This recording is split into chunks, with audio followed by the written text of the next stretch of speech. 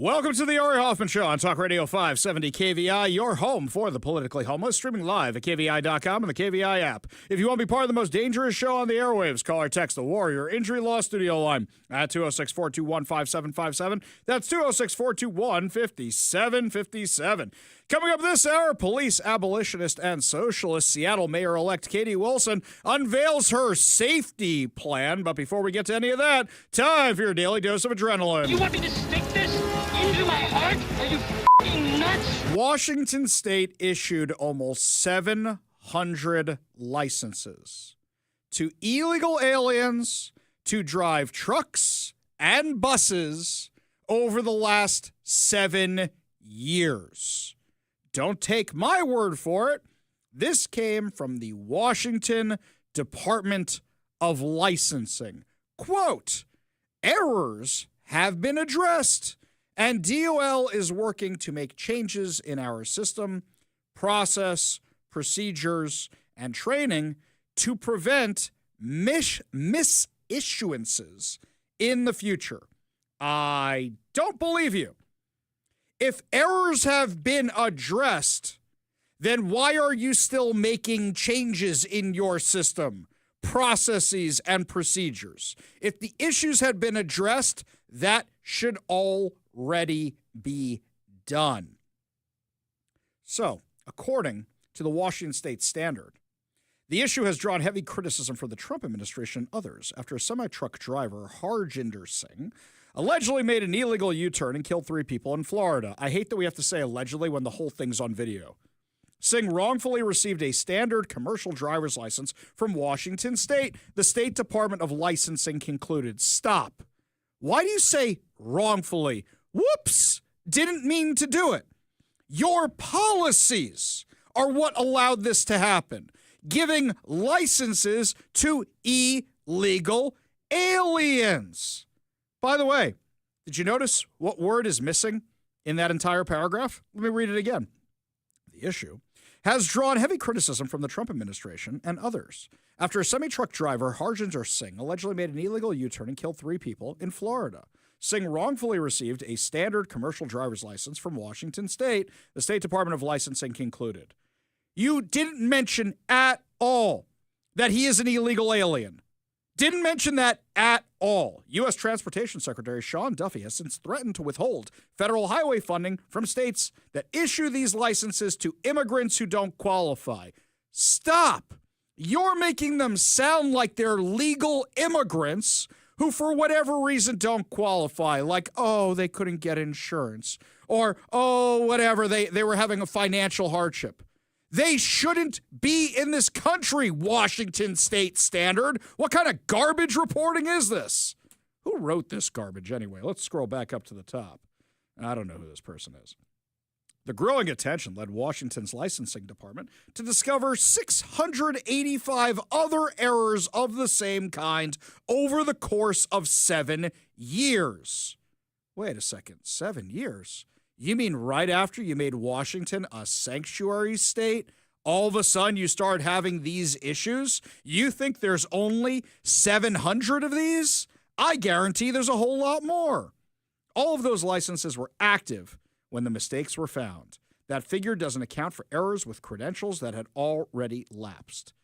How is it California found 14,000 of these licenses issued to illegal aliens, and we only found 685. A U.S. Department of Transportation spokesperson said Washington's failure to follow federal law is a blatant breakdown in its responsibility to protect the public. By handing out standard CDLs to drivers who are never eligible, Washington sent unsafe foreign drivers into highways across America and put countless families in danger. This is exactly the kind of negligence Secretary Duffy is working to eliminate. Following the law is not optional.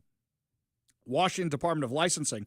By the way, that's how many paragraphs is that down? 1, 2, 3, 4, 5, 6 is the first time you hear this guy wasn't in the country legally, and it's from the Trump administration statement.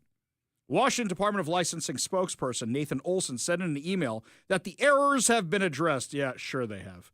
Singh and others should have received what is called a non-domiciled commercial driver's license meant for non-citizens with valid work authorization. How can they have valid work authorization if they are illegally in this country? They're not people who came here on a work visa. They are people who came here illegally. This is insane. Before the Florida crash, Singh had also wrongfully received a credential from Florida. Okay, maybe the Washington State Standard isn't as well versed in this as we are because we've been covering this for so long. But what happened is the word should be fraudulently. The feds trust the states to follow the regulations they have set for commercial driver's licenses because they're on federal highways. The Fed cannot manage this themselves. At this point, I'm saying we need to grow the federal government's Department of Transportation to do this licensing because obviously the states cannot be trusted with it because the blue states are violating federal law. Aren't they the ones who always say federal law or any law is there to keep you safe? Clearly, they don't care about that when it comes to their agenda. Now, it's not just truck drivers. It's bus drivers also. We heard rumors about this. I was at a Let's Go Washington signing event for the two initiatives, the one to keep girls sports for girls and not for boys, and the one to make sure that parents still have parental rights. And this woman came up to me who's a school bus driver in the area, and she said, Ari, I listened to your show, and what you've been talking about with the truck drivers, it's not just the truck drivers, it's also the bus drivers, some of whom drive kids. So how many bus drivers? Because here's my new question. How many King County metro drivers are illegal aliens? Any other metro system that we have around here? How many school bus drivers in our area are illegal aliens? How many school bus drivers? Earlier this year, Duffy launched a nationwide audit of the states that issued these non-domiciled licenses to immigrants. Once again, they can't say illegal aliens. We're not talking about people who came here lawfully. We're talking to people who came here unlawfully, illegally. Insane. Absolutely insane. And you've put people's lives at risk. People have already died. Minnesota was doing this. Pennsylvania was doing this. Washington was doing this. California was doing this. Illinois was doing this. Oregon was doing this. How many more? How many more? Don't forget, Florida's Attorney General is already moving to sue Washington and California at the U.S. Supreme Court, seeking a permanent ban on both states issuing CDLs to illegal aliens. We're going to see how that case transpires, but they put everybody's lives at risk with their virtue signaling stupidity. Now, they're the ones who claim they want rules and regulations to keep all of us safe. Remember the nonsense they did during COVID with OSHA? With all the safety requirements, oh, you're putting people's lives at risk by not getting the COVID shot. Apparently, you don't care about who's driving on our freeways, who's driving over 100,000-pound vehicles at speeds in excess of 60 miles an hour down freeways. We just had the accident last week where somebody was going too fast, didn't even have a CDL. How many of these drivers are out there? I refuse to believe it's only 700. It has to be many, many more. I'm going to reach out to the Washington Department of Licensing for comment. Oh, wait, they didn't get back to me with a comment, Mike. Wait a second. So they'll get back to the Washington State Standard, but they won't get back to us when we ask a question like this? Oh, you bet there's going to be a follow-up email about this. Meanwhile, other shadiness the Democrats are up to. This one from the Center Square. The Washington State Office of the Attorney General could soon have investigators rolling around the state with confidential driver's licenses and plates under a proposal offered by Democrats last week. The majority party proposed identical bills in both chambers of the legislature last week after Nick Brown requested the tools. If approved, House Bill 2096 and Senate Bill 5829 would allow the Department of Licensing to issue the Attorney General's office investigators confidential forms of investigation subject to rules set by the Department of Licensing. Several other states already have similar laws, as does Washington, but the statute does not extend to the AGO. However, I have a question. So, Nick Brown, didn't you just sue to try and get the masks off the ICE agents so you can know who they are?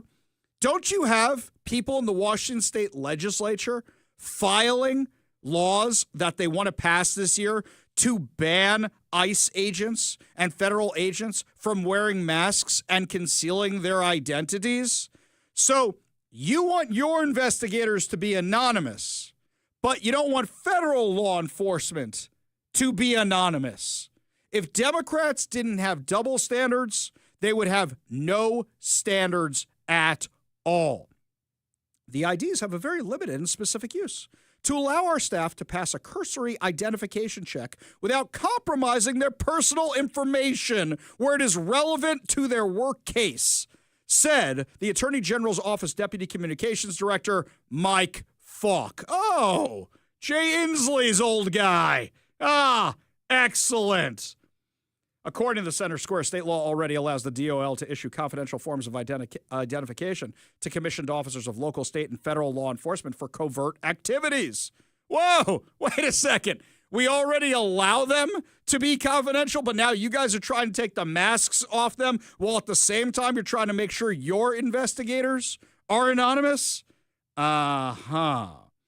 They said that various industries require identification to verify age or location before purchasing something or accessing certain content. Verification is a hurdle for investigators since AGO doesn't require its personnel to risk disclosing their identities when looking into businesses that may be breaking the law. That's exactly why the ICE agents are doing it, you fools!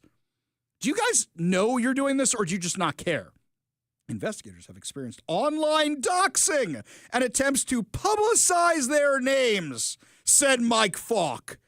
Confidential IDs reduce a target's ability to widely disclose an investigator's true identity to others in the same industry and help protect state investigators from potentially dangerous targeting online. Oh, wait a minute. You mean exactly like what you guys are allowing to happen and want to have happen more to the ICE agents? Are you kidding me with this? Are you kidding me with this? This is the same guy, Nick Brown, who proposed legislation with Socialist Senator Rebecca Saldana last Friday requiring businesses to notify their employees ahead of potential ICE activity when the government requests certain records. Wait, so you want businesses to tell their employees when ICE is coming, but not when the investigators from the state is coming? By the way, if the Republicans want to troll these guys, you know what you should do? You should do another bill where they have to identify themselves when they're coming to a business to investigate them. Look, I want fraudsters caught as much, but you have to reveal the insanity. You have to reveal the hypocrisy to everybody.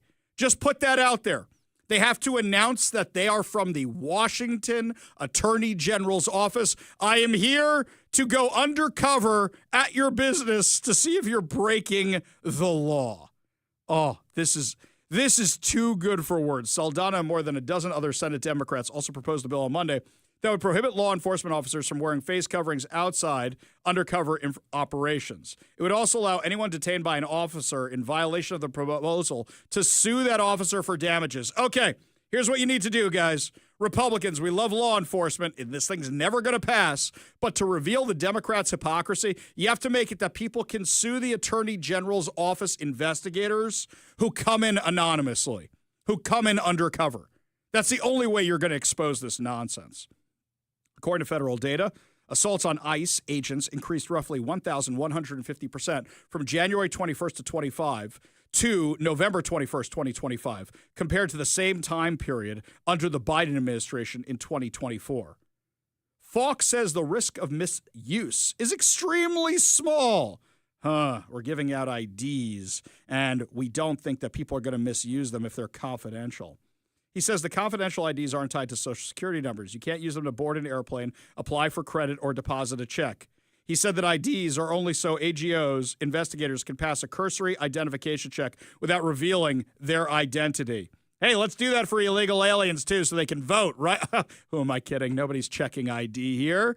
So what you're saying is you need ID to fly. You need ID to apply for credit. You need ID. You need a Social Security number. Do these guys not realize they're saying the quiet part out loud on all of this? On all of this. It's so entertaining. It's so beyond crazy that they don't get it at all.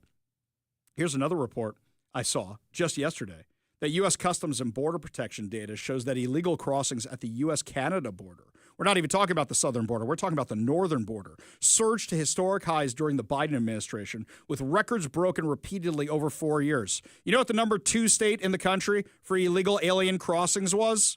It's not Phoenix, it's not Arizona, it's Washington State. Washington State. 14 U.S. states share the international boundary with Canada, a 5,525-mile border stretching across land and water. CBP figures indicate that most apprehensions and encounters have been concentrated in a handful of states, with New York accounting for nearly half of the total. Then comes Washington, Vermont, Maine, and Montana. This, by an analysis by the Center Square, shows that in the last year of the Biden administration, fiscal year 2024, marked a turning point for many northern states, with CBP data indicating the highest levels of illegal entries on record. At the height of the crisis at the northern border, reported illegal entries approaching 200,000 in both 2023 and 2024, underscoring the scale of the increase compared with prior years. Across fiscal years 2022 through 2025, CBP's latest available data shows 928 illegal border crossers reported within the 14 northern border states. Totals from west to east were as follows: Alaska, 7,380. Washington, 135,116. The only ones who are even within that orbit is New York, 363,910. What did New York and Washington both have in common? Well, back then it wasn't socialist mayors of your largest cities. No, it's that your blue state's run by fools who want illegal aliens here. So, of course, people, if you have a choice between the blue state that's going to let you do whatever you want and the red state that's not, which one are you going to choose? So, of course, they're not going to pick Idaho. They're going to come to Washington instead, which is why when our friend Jonathan Cho went up to the Peace Arch border and you saw people just walking across the Peace Arch, just coming across the thing, there were so many people doing it because they knew they could get away with it here. They would walk across Peace Arch Park and hail an Uber on the other side of the border. In addition to rising unlawful entries, the outlet reported that agents at the northern border apprehended a record number of known or suspected terrorists during the Biden administration. 1,216, or 64% of the terrorist apprehensions nationwide. So you guys had the most amount of terrorists coming through the northern border because they knew nobody was watching the northern border. We were hearing from border agents all the time that the resources were being shifted down south and that the northern border was even more wide open. How many terrorists were allowed into our country? How many terrorists were allowed into Washington State? Well, let's see. Right here, we had 2 that we brought over, meaning the U.S. government, from Afghanistan. So, how many more incidents, how many more ticking time bombs are out there? This was done by design. This was done by design. They didn't care how many terrorists came in. They didn't care how many illegal aliens came in. They didn't care how many illegal aliens got licenses. Now put the 2 together. We already had one guy who was a known terrorist who had a CDL issued by California. What happens if you have one of these terrorists who has a CDL or access to a truck and loads it with explosives? Forget explosives. Loads it with fertilizer from Home Depot.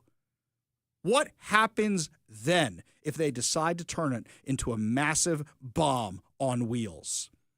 This is what the Democrats exposed every single one of us to here in Washington and in the United States, and it was done deliberately. It was done intentionally. I hope I am wrong, but I am concerned about what the next attack is going to be. If these guys decide to do something with a truck, which they now have access to, thanks to Bob Ferguson, Jay Inslee, Gavin Newsom, and all the other Democrats who just wanted to issue these CDLs and didn't care where the person was from and had no way of verifying who they were. This is crazy that they were purposely, deliberately circumventing the law. And speaking of circumventing the law, our socialist Seattle mayor-elect Katie Wilson has released her public safety plan, and it's a doozy. We'll tell you all about it when we come back. You're listening to the Ari Hoffman Show on Talk Radio 570 KVI.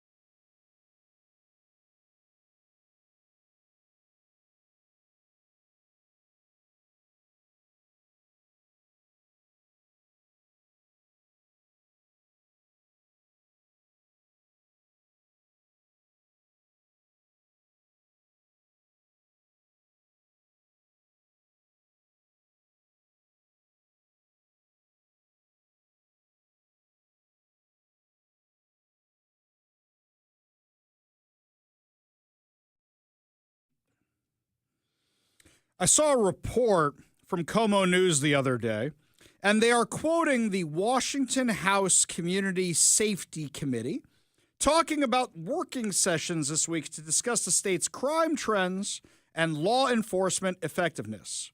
So, President and CEO of the council, Adam Gelb, said, you see this general pattern here of violent crimes, particularly assaults and gun assaults, rising during the early years of the pandemic and then falling back down now. All right, people, do you need to know why that is? Does anybody have any idea why those numbers were going up? It had nothing to do with the pandemic. What was happening during the pandemic? George Floyd riots. Defund the police. And as soon as these idiot municipalities started doing that, and firing people for not getting the COVID jab, you had a massive staffing crisis, and as a result, crime skyrocketed. It's not necessarily coming back down right now because they're doing anything different, is that they are reinstituting the dumb policies that they did during COVID. For example, when they said Seattle police couldn't pursue anybody anymore. When they said Washington police couldn't pursue anybody anymore. Oh, you think the crime's going to go up as a result of that? Shock, shock. They're saying drug offenses dropped about 25%. Well, why do you think that is? Because after that insanity with the Blake decision, where you said, yeah, legalize drugs. No problem. We're going to decriminalize everything. Go ahead, do whatever drugs you want. Now it's going back down since you fixed that? Oh, wow. Wow. There's also a 75% drop in the imprisonment rate for drug crimes. You mean because you're not arresting as many people anymore? Wow, that's really something to be proud of. There's also a significant drop in juvenile arrests and crime rates because nobody's reporting them anymore, and they're not arresting them anymore. Are you kidding me with this nonsense? Well, this is exactly the model Katie Wilson wants to follow. And by that, I don't mean a model of public safety. I mean a model of defunding the police. Seattle Mayor-elect Katie Wilson, who, let's not forget, is a police abolitionist, released her public safety plan today. Now, I'm kind of curious how this is going to shake out, because what happens is people who are running for office make a whole bunch of promises. And then when they get to office, they have to actually do the job. I compare it to Hamas. Why? Because any terrorist group goes, we want to take over this country. And then when they take over the country, they don't know how to make sure there are street lights. They don't know how to make sure there are stop signs. They don't know how to make sure there's water running or power running or anything. So Katie Wilson, who's never had a real job before in her life, gets elected, puts together a transition team. Wait, we have to actually make sure there's public safety? If we defund the police, we're going to have more problems? Okay. Let's read her vision for public safety. Seattle's next chapter begins with a commitment to a shared vision of community safety. Well, I think your vision's a little different than mine, lady, because you want to defund the police. That everyone in Seattle of every background, of every income, deserves to be safe in their homes, streets, parks, and places of business in every neighborhood across our city. Why do you have to specify people of income of various levels? Oh, because normally you demonize the billionaires and the millionaires and everybody else.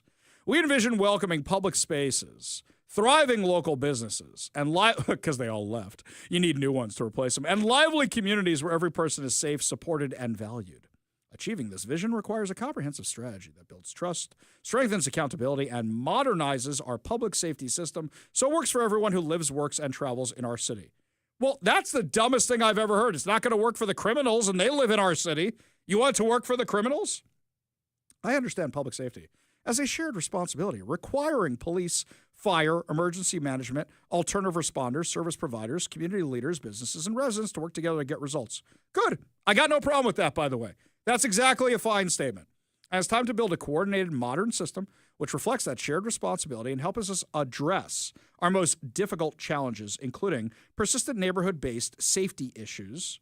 Neighborhood-based.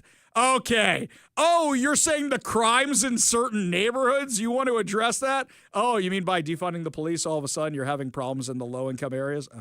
Gun violence, not the gun's fault, behavioral health, and substance abuse. Hey, at least she's acknowledging it. At least she's acknowledging it, even her in her own weird way.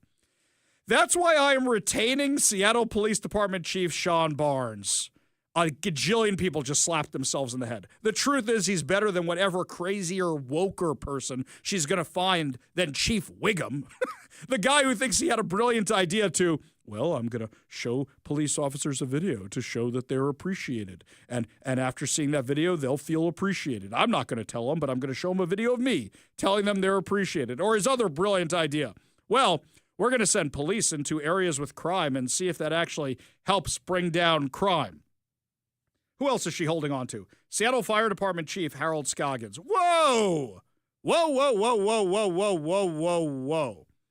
So the guy who coordinated with Antifa and BLM and the warlord of the autonomous zone, you think this is a guy you should keep for public safety? This is a guy who's lost respect of all the firefighters, except for the woke ones. Really? This is the nonsense you're doing? Give me a break. They are committed to lead their departments in accordance with my vision of community safety with active partnerships and directions from the mayor's office. I believe these leaders can work together, form a unified team, commit to strengthening coordination, reform, accountability, and results. Well, they haven't done it so far, so why do you think it's going to change now? Does this mean you're going to hire back all the firefighters and police officers that Scoggins and Diaz and everybody else fired? Yes? No? Maybe so? SPD Canon should not respond to every challenge alone. My administration will work with Chief Barden to fulfill the mission of CARE Department to respond to calls that do not pose a threat of violence or involve a medical emergency. Ah, the social workers. Yes. Send in the social workers. All right, guys, here we go. This is fantastic. Public safety also means protecting our immigrant communities. Oh, you mean fighting against ICE? Ensuring the safety of LGBTQ plus community members, protecting privacy and addressing concerns around surveillance technology, no more cameras, and preventing traffic violence? What's traffic violence? What does that mean, traffic violence? This is a new term. You mean somebody ramming people with cars? Is that what you refer to when somebody rams a car into a 7-Eleven to steal an ATM machine? What is traffic violence? Now I have to reach out for comment. I don't know what traffic violence is. Are we having a death race? Are we having a cannonball run? Are we talking about the Belltown Hellcat? What is traffic violence? Very curious about this. We go to the Warrior Injury Law studio line. Take call from Leonard in Shoreline. Leonard, what's up, man? Nothing much. Since you brought up Katie Wilson, and since she is a person who wants to defund the police and dismantle the police here in Seattle, how many more people are going to die once she abolishes the Seattle Police Department? Well, that's the thing. The question is she actually going to do it, or does she realize she actually needs them, or she's not going to get another term? Because if she abolishes the Seattle Police Department and crime goes through the roof, she's never going to get elected again. Leonard, appreciate the call. Appreciate you being part of the show. You want to be part of the show, give us a call or text at 206-421-5757. That's 206-421-5757. Well, while businesses are fleeing Seattle, the question is the economy getting better elsewhere? Even CNN is now admitting the economy is getting better. We'll give you all the details on what the Fed did today when we come back. You're listening to the Ari Hoffman Show on Talk Radio 570 KVI.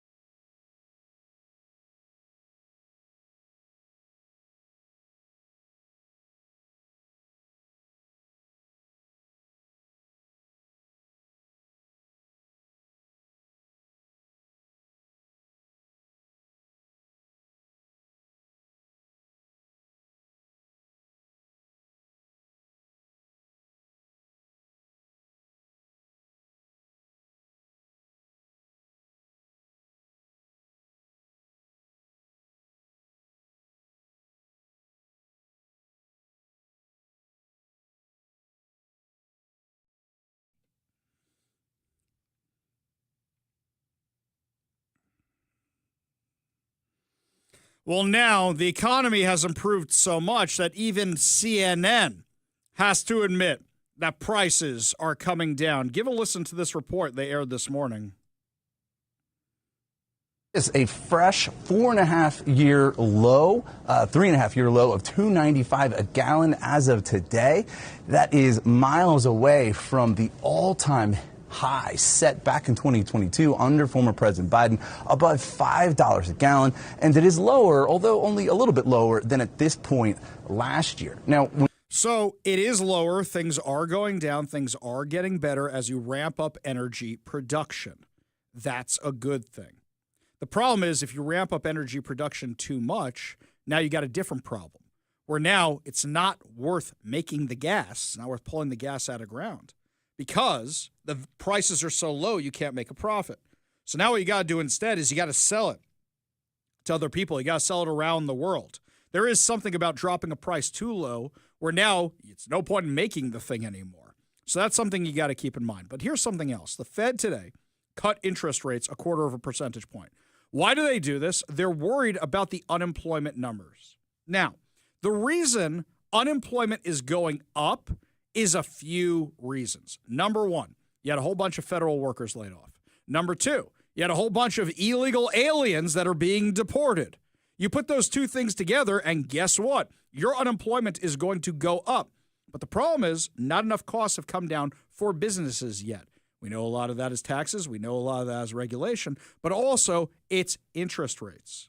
When you have lower interest rates, you can borrow money for cheaper for expansion. You can borrow money for cheaper to buy a house. You can borrow money for cheaper to buy a car.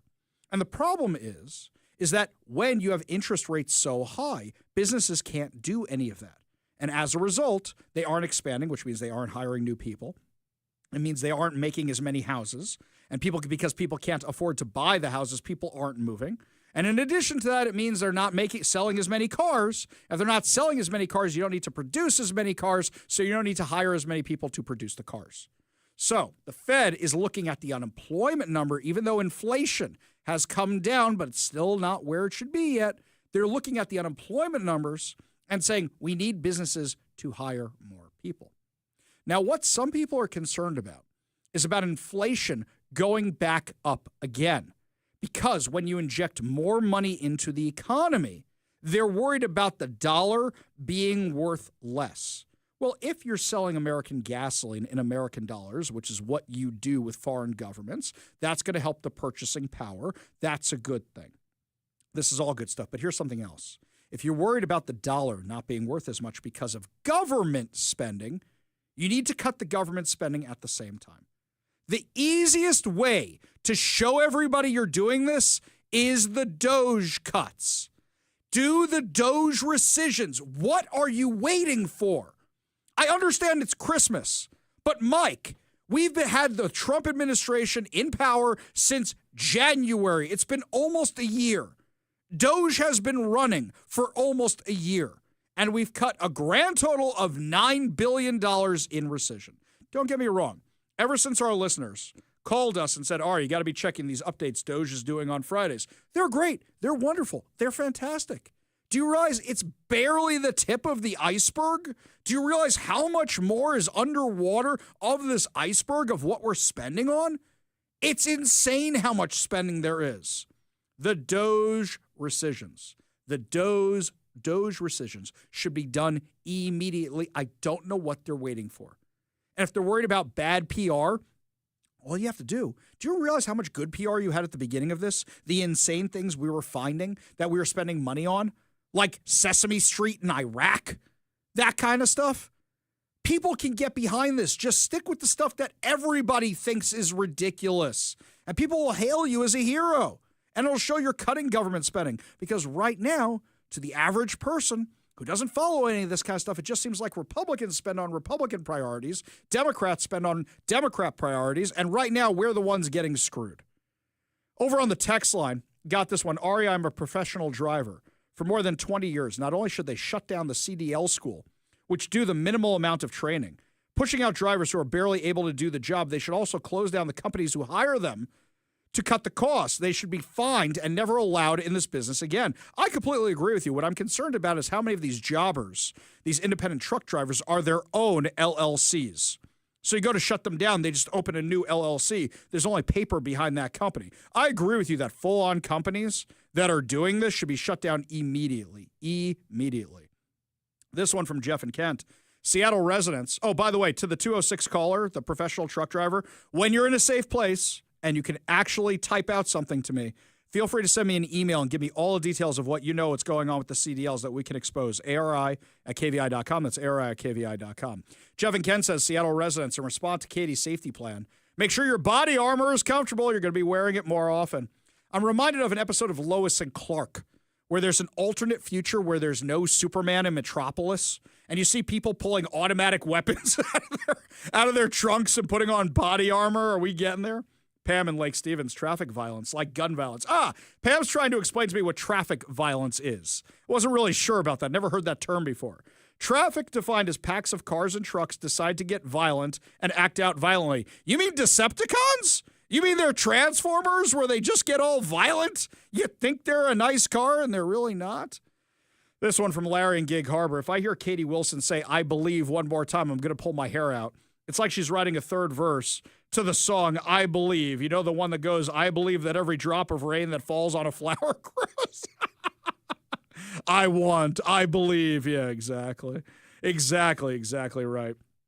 Lots more to discuss as the show continues, my friends. When we come back, new discrimination against singers and podcasters, of all things.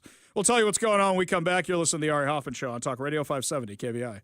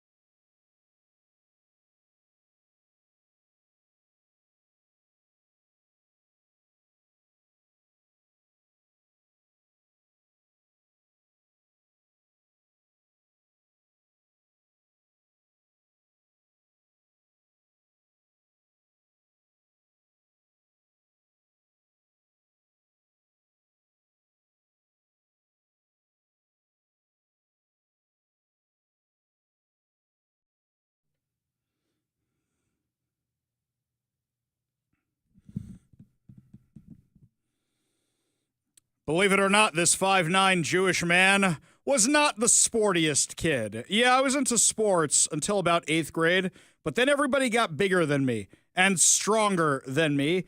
And I was the tallest kid in my league in basketball till I went from being the center and the forward to being the point guard when everybody else had a growth spurt. I still played baseball, but very quickly I realized that as a pitcher and a third baseman, there were plenty of people who could throw faster and farther, and let's just say my fastball didn't have a lot on it. So my sports career was over. There comes a day where every young boy finds out he can't be a professional baseball player. Comes earlier for some, later for others. For me, it was about 8th, 9th grade. I continued playing baseball through about sophomore year of high school. But what I was really doing at the time when I realized, this wasn't going to be something I could continue to do, I went into the arts. That's right. I went into theater. I went into choir. I went into a cappella. I loved all that stuff. Plus, there was a 3-to-1 girl-guy ratio. So why wouldn't you go into these things? So I will tell you, from my experience in these worlds, Pitch Perfect, that first movie, spot on. That's what a cappella groups are like. You know what it's really like? Take the Commitments with Pitch Perfect. That's what that world is like. So there I am, a senior in choir practice. And for whatever reason, they let the incoming 8th graders who were coming to our high school show up. And we're like, oh, okay, little ones, pat, pat, tussle, tussle, as Mike would say. Oh, so nice that you're here. And the song we were doing was When You Believe from The Prince of Egypt. Mariah Carey, Whitney Houston. It's gorgeous music if you haven't listened to it before. And our music director, Miss Goldberg, decides she's going to have tryouts for the solos. So, the usual people, the ones who are kings of their castle, who have been in the choir for years, get up there and do their job, and it sounds beautiful and sounds great. Yay, fantastic. This little nothing of a girl, little tiny nothing of a girl walks up, and we're like, oh, isn't that sweet? Isn't that cute? And we were busy being seniors. Nobody can replace us when we graduate. This little girl belted out a version of this song that to my ears at that time sounded better than Whitney Houston, sounded better than Mariah Carey. All of us did that thing where you take a step back and just go, wow, that's incredible. I learned at that moment, never judge somebody by how big they are, how small they are, how whatever. Her voice filled the room. That girl was 4'7.5" if she was an inch. Tiny little nothing, belting out these tunes. It was incredible. Right away, the director goes, yeah, you get the solo. That was it. Well, now, according to Todd Starnes, a musical performance group at Kent State University has banned white people from auditioning for certain solos. Campus Reform reporter Emma Arns broke the story, reporting that the vocal intensity a cappella group limits certain solos to people of color. The university claimed that by giving a white kid a solo from, say, a song originally performed by a black artist would be considered cultural appropriation. So what about Whitney Houston performing an I Will Always Love You that was originally done by Dolly Parton? Is that cultural appropriation there? And by the way, Whitney Houston, way better job. But is that, you can't have a black artist sing something written by a white person? Mark Phillips had been a member of the group for 3 years. He was their beatboxer. He pointed out in a letter to group leaders that the ban on white people seemed to be at odds with equal opportunity, and they might be in violation of the university's anti-discrimination policy. He says, I fully respect concerns about authenticity, but I also believe that whoever gives the strongest performance should be given the chance. He's 100% right. In response, the group's executive board placed Mark on probation, demanded that he appear before a disciplinary hearing to plead his case. Okay, here we go, guys. Nobody can ever do a Neil Diamond song ever again because he's Jewish. If you're not Jewish, you can't do Neil Diamond. In fact, if you're not Jewish, you can't do Billy Joel, Barbra Streisand, none of those artists. Let's play this game. You want to play this game? Let's do it. Instead of appearing before the kangaroo court, Mark resigned.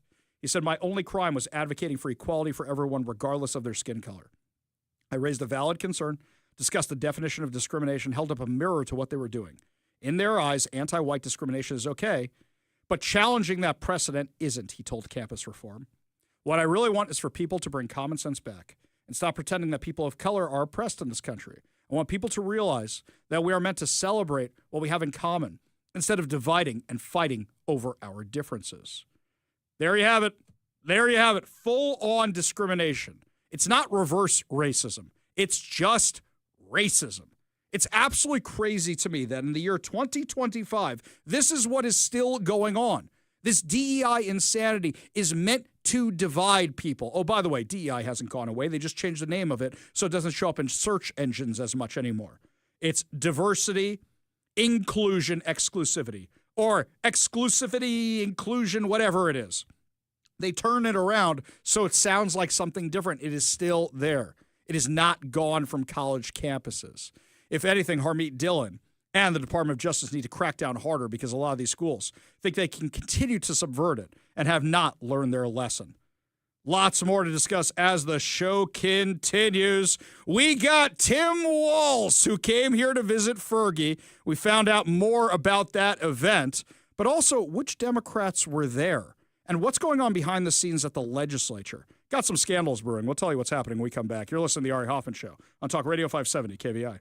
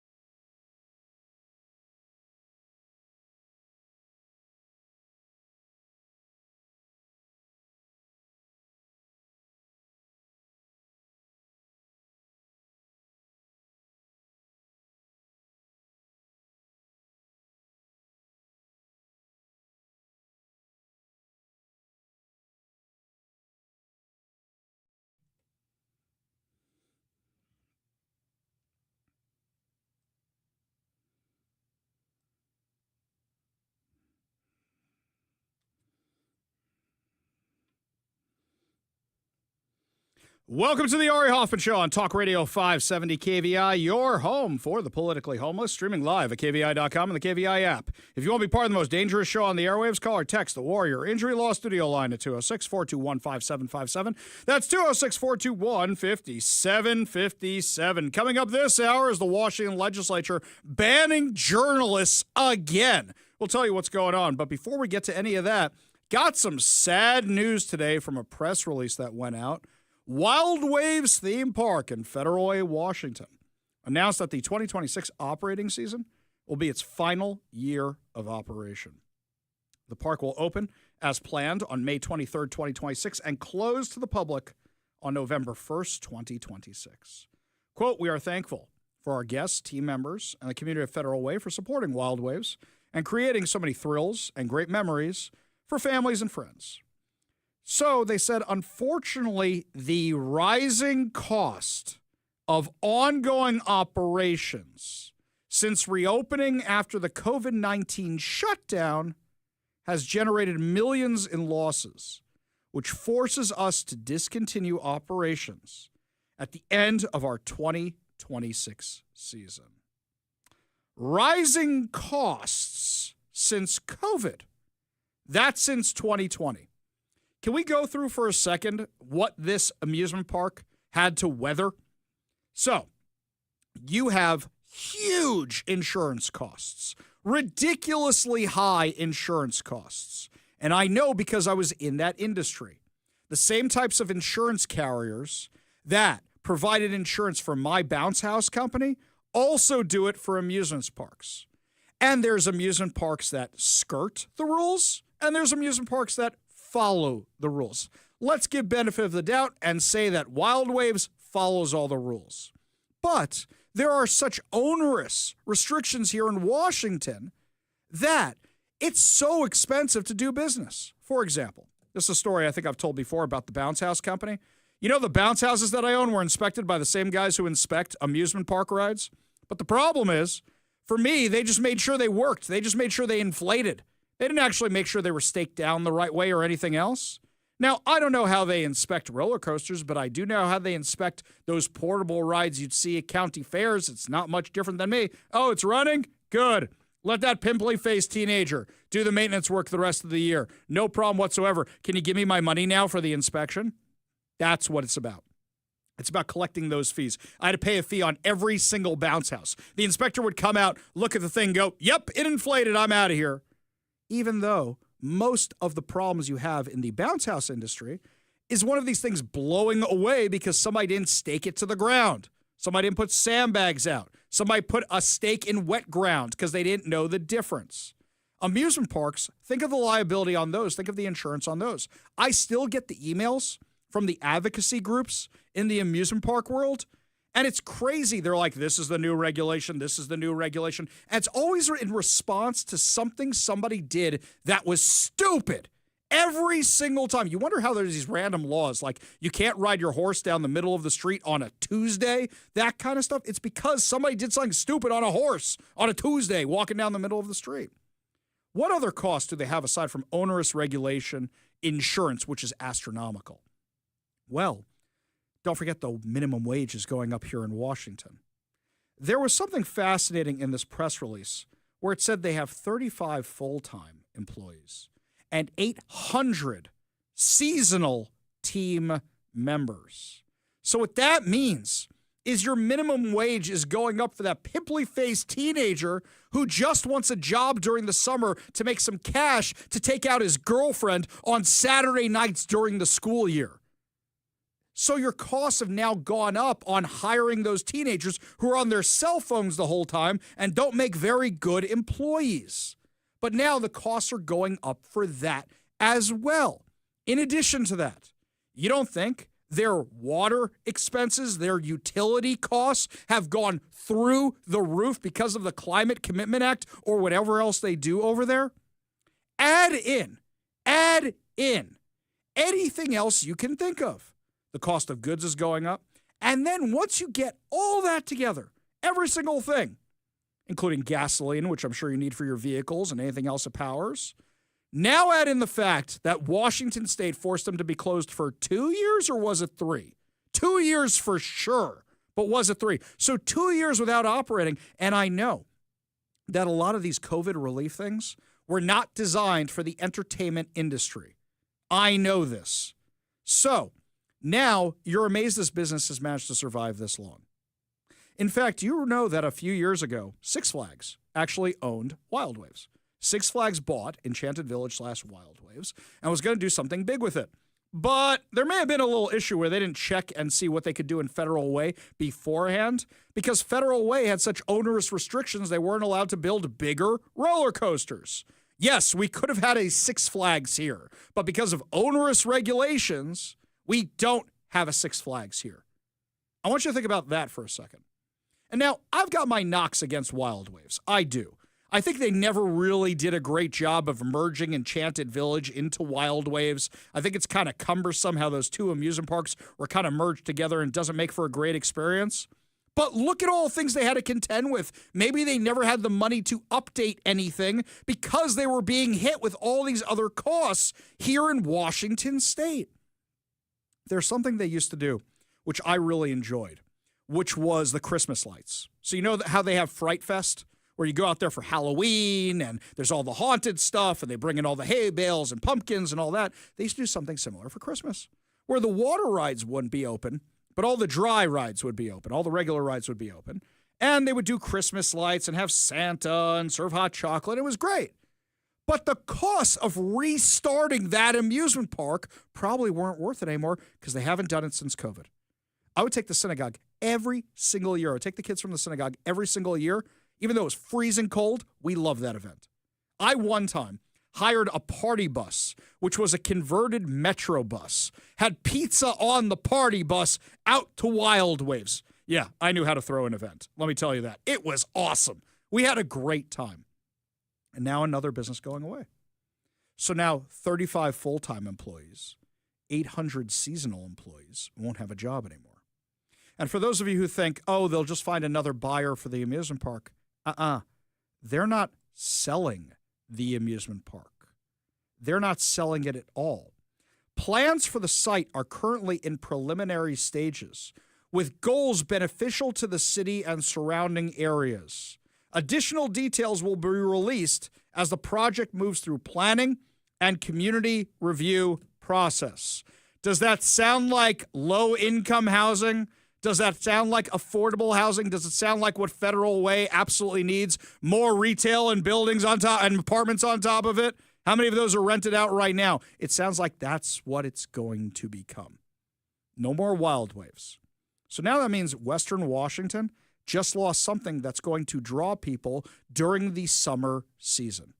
So that means 4 months out of the year, if you want an amusement park now in this area, where are you going to have to go? Eastern Washington, all the way out to Silverwood. Mike, there's nothing closer by. You go up to Vancouver, maybe, down to Portland. Is there anything closer that's not 5 hours away, that's like 3 hours away offhand? Because How about no? Yeah, I didn't think so. Also, Silverwood's in Idaho. Idaho, right. Technically, it's in Idaho. It's right across the border. I always think of, right, it's in Coeur d'Alene, Idaho. Thank you, Mike. I always think of going out to Eastern Washington out there. But yeah, it's right across the border in Idaho, Coeur d'Alene.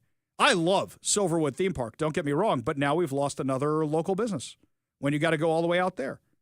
This is a big loss for our community, and it's because of rising costs.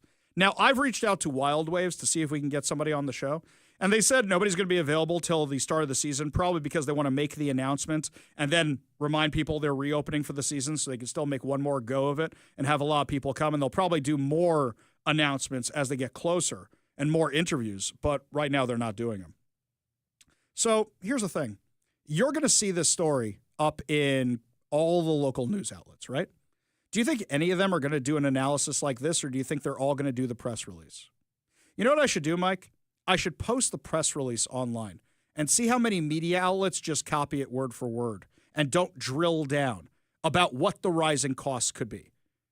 I asked for the interview, and when they said they're not available for an interview, I said, could you please expand upon what these rising costs are? And I haven't gotten a response back yet. That doesn't mean I'm not going to. I kind of want to know what these rising costs are. And they have to thread a little needle there. Why? Because they're worried what the legislature might do to them in the meantime. Think of all these things they could be hit with in the meantime. Are any reporters going to ask that question? Really, are any reporters going to ask that question?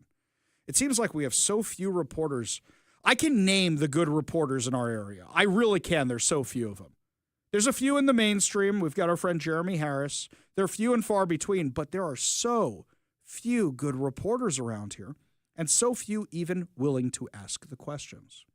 Well, now we found out that the Washington State Legislature is up to their old tricks again. So you have the Washington State Correspondents Association, which was supposed to be in charge of giving out press passes to reporters who want to cover the Washington State Legislature. The only problem is there's nobody who wants to cover the Washington State Legislature anymore because there's so few reporters around. Instead, we did this during the last legislative session, where they just print the press releases, whether they're Democrats or Republicans, and since so much of the lamestream media just prints whatever the Democrats send them and don't print what the Republicans send them, that's where people get their news. Which is why so many people were shocked by the largest tax hike in Washington state history. Which is why most of the mainstream media outlets didn't even cover what was leading up to it. Mike, I think we do a pretty good job of covering the legislature around here, more so than most. What do? We had on Julie Barrett once a week last year to cover all the stuff from the conservative ladies of Washington who make sure that they're following the Washington State Legislature. We had Brandy Cruz on all the time.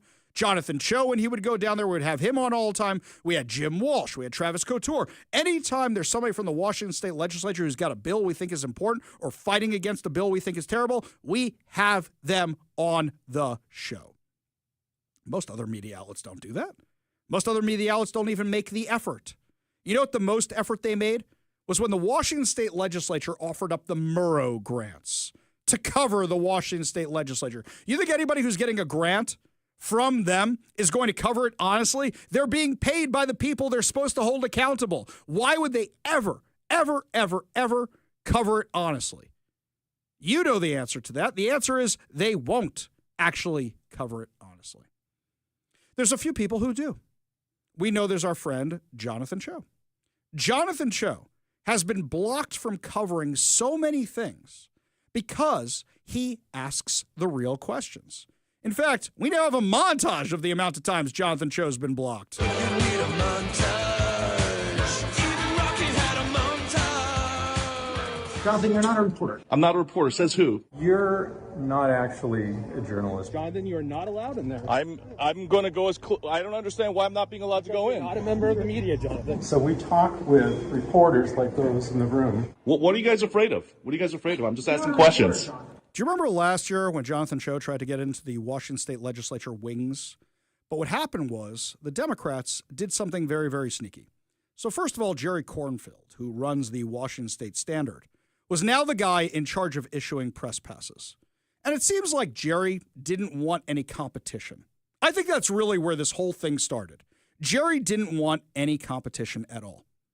So he said, I'm only going to give out press passes to the people I like that I don't see as competition. And maybe the Seattle Times, if they even bother to come down here. But he didn't want other people coming down there. If you're afraid of competition, you offer a bad product. Are we afraid of competition? No. Bring it on. Right? We offer a good product. We know that. People have to pay to listen to our radio show. By that I mean people have to pay to advertise on our show. If people didn't pay to advertise on our show, we wouldn't have a show. There must be some value in this.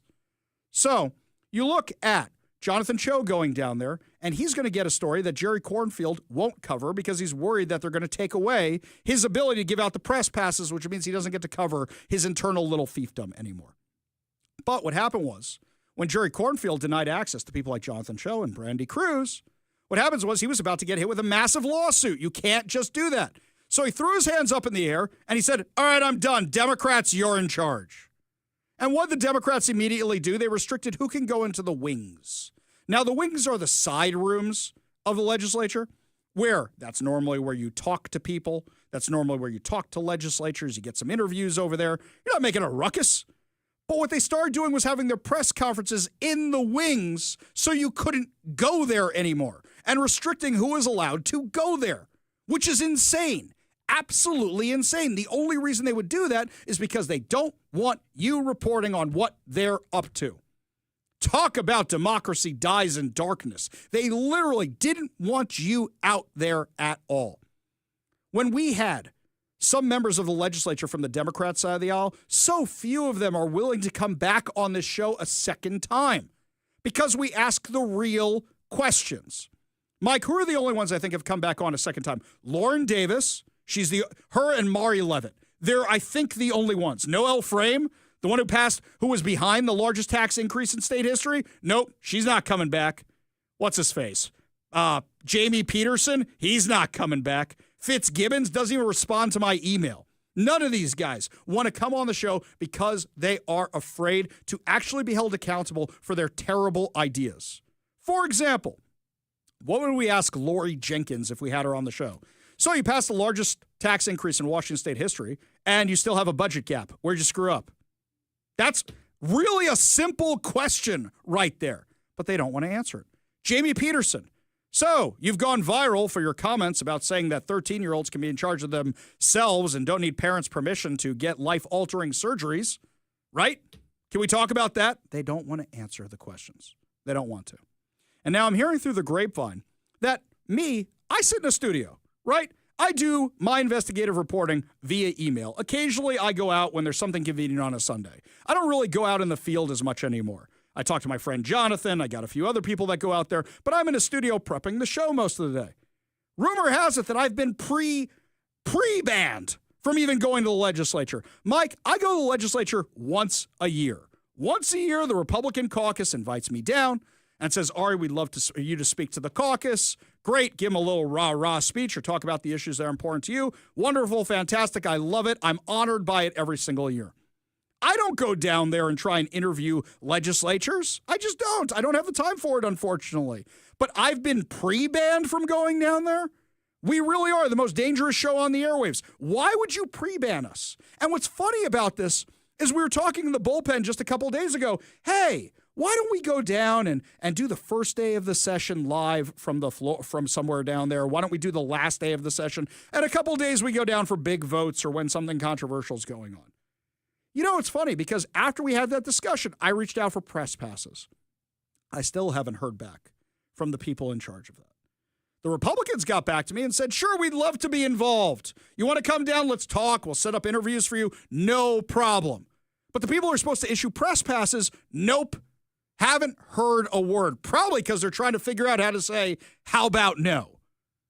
And why? Because they know we'll call them out for it. Like their idiot idea to raise taxes again. Like their idiot idea to cut more services so they can spend on dumb things like self-service stations for men that they call art galleries, laser hair removal for trans inmates, so they can spend money on stupid things like that. It's crazy. They don't want to be called out for their bad policies or how Microsoft, Amazon, all these businesses might be fleeing the state because of your tax policies. They don't want to be called out on that at all.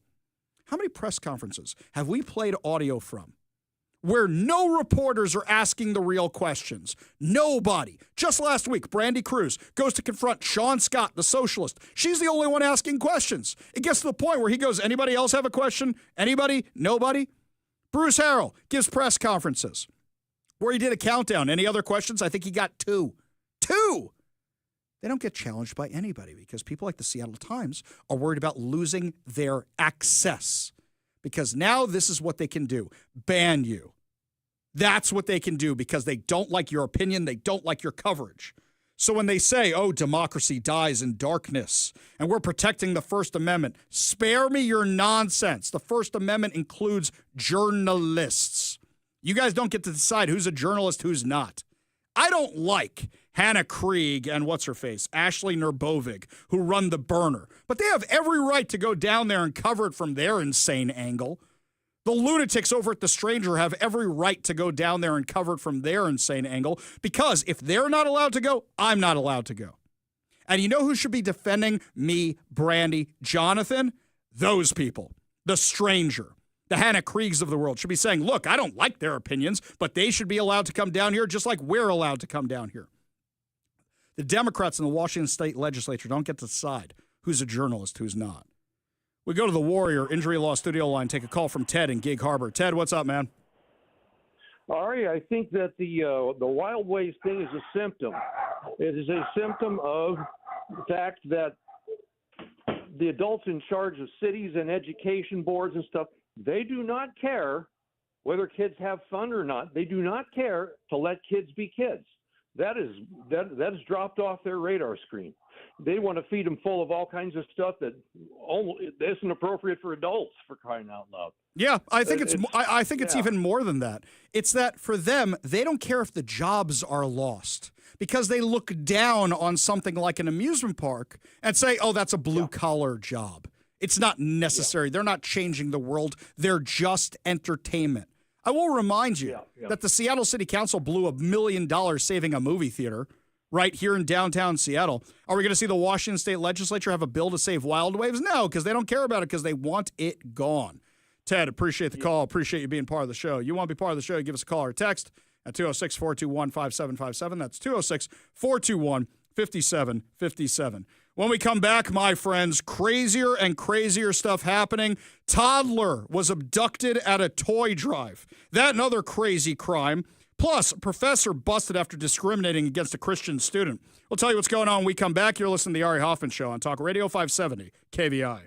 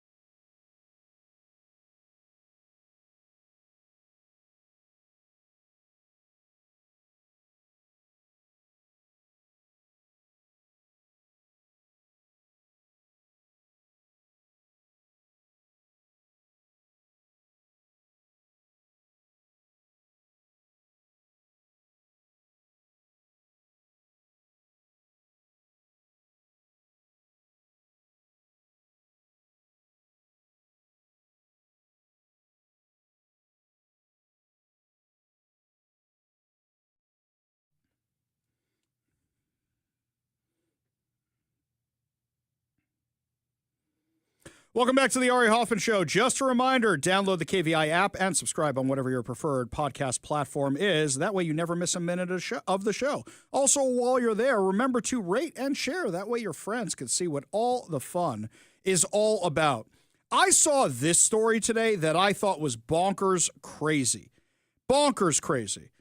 It was written by the Oregonian, by the way.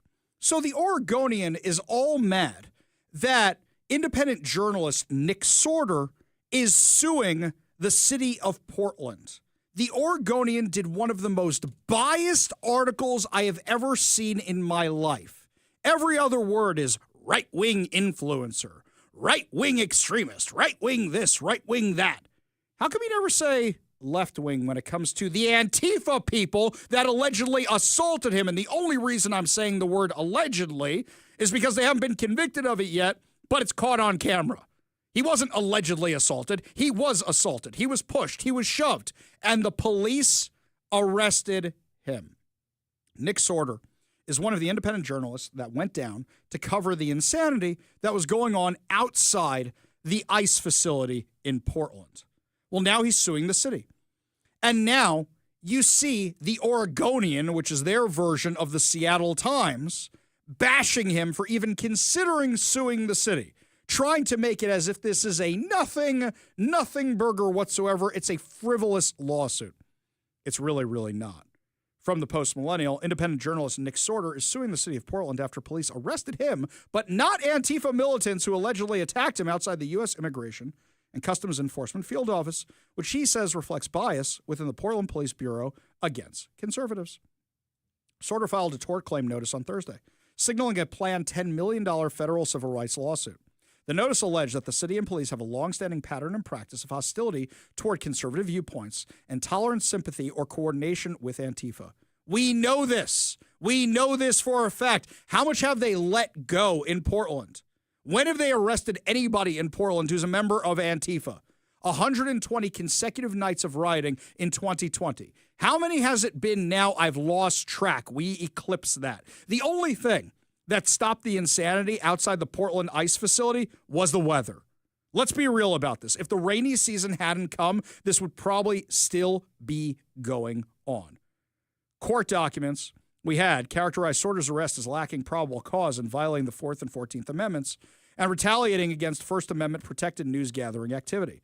It further stated the arrest decision originated with high-ranking command staff and was designed to appease left-wing activists at the scene. In the tort claim, Sorter said he was lawfully recording video and using a handheld light in low-light conditions when masked individuals threatened him, allegedly saying they would kill him or, wait for it, Charlie Kirk him. Oregonian left all that out of their report. It's all there in the lawsuit. Well, officers observed and did not intervene. The notice further alleged a masked protester using an umbrella to push him. Others swarmed him. Someone swung a fist near his head and the crowd pushed him into a drainage depression / bioswale before he escaped toward officers for safety. And then they arrested him. The notice also included a broad demand for preservation of evidence, asking the city to institute litigation hold and preserve electronically stored information and related materials dating from January 1st, 2017 to the present, long before the 120 consecutive nights of Antifa and BLM riots that rocked the Rose City in 2020. Do you know why they're going back to 2017 would be my guess? Because that's when Antifa was really getting big, and they want to know why. Remember, BLM and Antifa, after everything that was happening in Ferguson in 2016. So that's when all this was really ramping up. He's going after everything. If the city's smart, they'll settle. Then they don't have to turn over everything. Me personally, I hope they fight this because then Nick Sorter gets everything. Now, I've reached out to Nick. He's kind of busy this week. We're going to try and have him on the show next week, but I think that could be a lot of fun. Sorter's attorney, D. Angus Lee, we haven't spoken to him in a while. I reached out to him, too. He said he might be available next week also. Said the lawsuit will seek punitive damages for alleged Fourth Amendment violations framed as a Monell claim. It argues the city maintains an unspoken policy of targeting conservatives. Lee also told the outlet that some officers are pressured by the bias of the Bureau's leadership and suggested depositions would shed light on internal practices. Portland police officials have reportedly denied political discrimination After Sorda's arrest, Harmeet K. Dillon, head of the Justice Department Civil Rights Division, said she would pursue her own inquiry. Lee submitted a memorandum to Dillon in November outlining alleged examples of viewpoint discrimination. Antifa militants have targeted the Portland ICE facility since June and the first No Kings protests, with unrest escalating after President Trump announced on September 27th he would deploy the National Guard. That's when they started bringing even more people down to this craziness. I tell you, my friends, I am so thankful that Donald Trump won the election and not Kamala Harris. Can you imagine what would be going on right now? Antifa would be running wild in multiple cities, not just places like Portland, Seattle. It's crazy, absolutely crazy, that the Portland Police Department, rather than protecting somebody like Nick Sorter, said, nah, forget it. We're going to protect Antifa instead and arrest this independent journalist. I'm looking forward to having him on the show because I really want to hear everything that happened from his perspective. We'll tell you when that's going to be as soon as we know. Lots more to discuss as the show continues. Luckily here, we got a new police contract for the Seattle Police Department. Mike Solon, president of Seattle Police Officers Guild, is going to tell us about that, plus weigh in on soon-to-be Katie Wilson as mayor of Seattle and what that means for the police. You're listening to the Ari Hoffman Show on Talk Radio 570 KVI.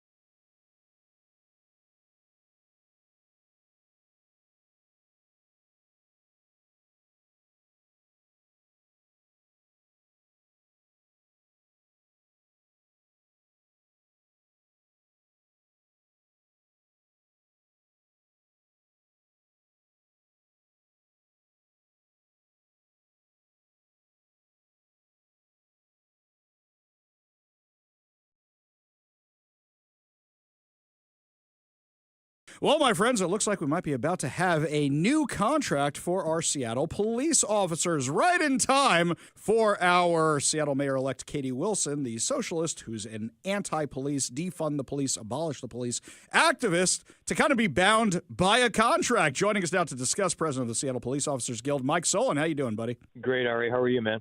Good. So let's explain the process to everybody. You do your negotiation. It goes to the city council. The city council votes on it. Then the mayor, in theory, signs it. So as I understand it, yesterday there was a vote. The city council's going ahead with it, and that means it's going to Bruce Harrell's desk before Katie Wilson gets into office, in theory. Is that correct? Yeah, in theory, that's the way it's done. And, the council basically makes it law, and then to really put the rubber stamp on it, it is the mayor's signature. But it's my understanding, and I could be wrong on this slight percentage that I am, that the mayor doesn't necessarily need to sign it. It's already law after 30 days. So for us, I mean, this is a 3-year battle of negotiations. And then, I credit Mayor Harrell's team actually to pivot at the table, seeing how the primary results were playing out for them. And they wanted to get a deal done. And we were able to be successful to get this deal done. And then obviously credit those 6 council members who voted yes to make this official. Okay, so which ones voted no? Well, the one I'm focused on is Rob Saka, and that's what really bothers me in terms of if you look at his dais narrative yesterday. I believe it's at the 1 hour, 11-minute mark for your listeners to Google if they want. Oh, we'll pull it. We'll put it up on socials now that you gave me the timestamp, so they don't have to go to that much work. Yes. Yeah. So, Councilmember Saka was railing that, hey, I voted no because we don't have subpoena power. And understand what the subpoena power component is that it's embedded in legislation from a 2017 that then city council ordinance, which is literally called the Accountability Ordinance. Mm-hmm. And they enacted that without bargaining it with us, SPOG, because it had major working condition issues. And since that time, we have been bargaining aspects of that accountability ordinance at the table, which is one of the main reasons as to why we're out of contract for longer periods than we are in contract, just to give you some context. So this subpoena power concept, which was Saka's use of justifying why he voted no, is what is the most troublesome component, or one of the most troublesome components of that accountability ordinance if you want to be a police officer in the city of Seattle. And basically what it says, and you can listen to Rob Saka's word himself, they basically want to take your personal records as a police officer to enhance an investigation in an administrative policy alleged violation, not just the cop's personal records. Oh, it could be your family. Oh, it could be your friends. So just imagine how that strikes so opposite to what our United States Constitution, the Fourth Amendment, calls for unreasonable search and seizure. Can you imagine agreeing to something like that? I don't. Yeah, that's insane. Why would you agree to something like that? Because then you have their personal lives. Why would you want to do that? And hey, the legislatures are the ones who are always doing things on their personal accounts, so that way you can't get a hold of those through public disclosure request. So why should they not be subject to something like that? Well, here you go, Ari. You just set the table, and this is my next point. You're sitting down, I hope. Oh, sure. I'll sit down for this one. Yeah, what's up? So credit Rob Saka for calling me on Sunday evening to give me a heads up that he was a no vote for the upcoming Tuesday vote. And I thanked him for calling me and to give me a heads up. And I asked him, why are you doing it? Then he went down his diatribe, much like he dribbled in the narrative at the dais. Mm-hmm. But at the end of this 15 to 20-minute conversation, Rob Saka tells me, hey, I've called you from my personal phone. Don't send council business in a text on this phone. Call me if you just want to meet and we can meet. Oh. I hung up the phone. I hung up the phone, and it was one of those conversations. You have a conversation, you're like, I wish I would have said this. Yeah. Right? After you analyze it. Yeah. That's exactly what happened. And so, to me, based upon his comments on the dais yesterday, I was pushing for this subpoena power of officers' personal records. He's doing the exact same thing he claims cops are doing in order to get true accountability. He's skirting the PDR law. So this is a guy who wants the accountability but wants to skirt the accountability. Insane. Absolutely insane. Okay, so you've got problems with the Socialist, which was no surprise, Alexis Mercedes Rink. You've got Rob Saka, but now you've got Katie Wilson coming in. What are you hearing from your officers regarding Katie Wilson? Do they want to stay? Do they want to go? Does this contract change anything? Well, this contract helps them stay because we got 2 years of being in current contract, which is awesome. I'm so happy for the community and the cops that we're under a current contract thanks to the council yesterday's vote, the brave souls that voted yes for it, given amongst the unreasonable activists' loud, incessant narrative against it. Cops are happy, but there is some trepidation with a socialist mayor taking over. But as I've couched in the position I'm in, I have to be open and ready to work with whomever occupies the office. And so far, they haven't done anything to us, at least that I've heard about, that impacts SPOG in a negative way. There's always a lot of history and things of the past stances, such as what you just brought up. But so far, I have to remain kind of open to make sure we get off the ground right in a proper footing with the new administration. Now, having said that, we're prepared for anything. Mm-hmm. And if it gets negative, then we'll respond in kind. But right now, it's status quo. In the last few minutes, we have with Mike Solon, president of Seattle Police Officers Guild, where the police look like they're getting their next contract, which is great after a very long wait. There are rumors going around about people shutting down SPD overtime. Are they getting confused between the contract, or is that something that's actually happening? Well, overtime is not a right in terms of a bargaining labor perspective. The reason why there's so much overtime, though, is because we've lost 700 cops in 10 years, the overwhelming majority of that being post-2020. So there's no cops out there. Mm-hmm. The only way that this agency is surviving in the manner that it is, as meager as it is because of the overtime. Cops are tired because they're having to work the overtime just to make ends meet in terms of adhering to the city's public safety wishes and calls for service. Otherwise, if they weren't working overtime, this community wouldn't be in real dire straits, as we already are. So at the end of the year, there's always this crunch on the overtime, the budget in general. And typically it's always the expenditure of money just based upon having people at work, and you got to pay them for it. So outside of their normal hours. So that's why there's this focus. It's always this way at the end of the year's budget cycle. Once January 1st comes with the 26 budget, which has already been approved, it's copacetic until the money does run out. It's my understanding that the money is in a deficit as we currently speak until the first of the year. So there's this crunch on don't expend any more money. Gotcha. And, I can hear that. It's reasonable. But understand, we need cops to work overtime, or else public safety needs are not going to be met because you won't have any cops. Right. And we already know how that turned out when they tried defunding the police. Mike Solon from the Seattle Police Officers Guild, great job getting this for your officers. Great job at the negotiating table. I'm so happy for you guys. God bless you. God bless all your brave men and women in uniform. Good man, Ari. Thank you. Appreciate the time. We got a whole lot more to discuss as the show continues. You're listening to the Ari Hoffman Show on Talk Radio 570 KVI.